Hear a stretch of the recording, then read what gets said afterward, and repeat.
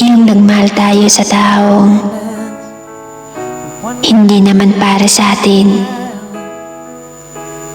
Yung nagmahal tayo sa taong nakalaan para sa iba,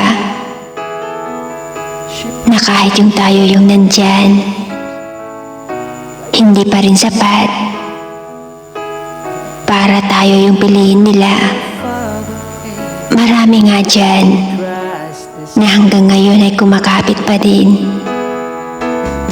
Tulad ko, nakikihati, umaasa, na kahit pagod ka na, ay hindi ka pa rin sumusuko kasi takot tayo.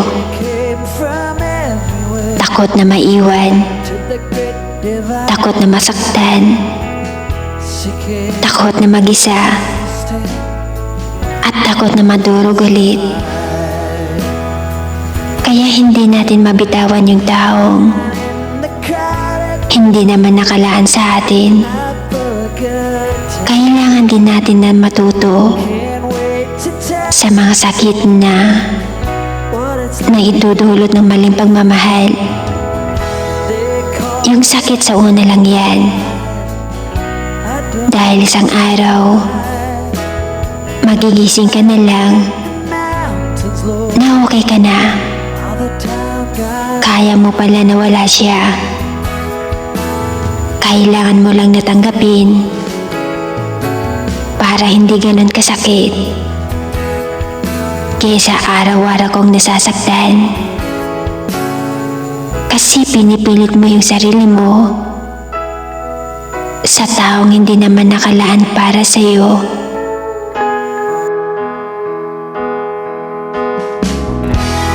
Chilly winds blew down across the desert, through the canyons of the coast to the Malibu,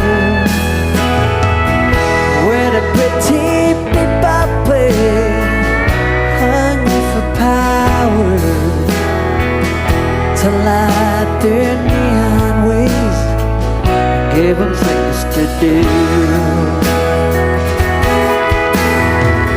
Rich man came and raped the land, and nobody caught him. Put up a bunch of ugly boxes, and Jesus people bought him. They called it paradise, the place to be. They watched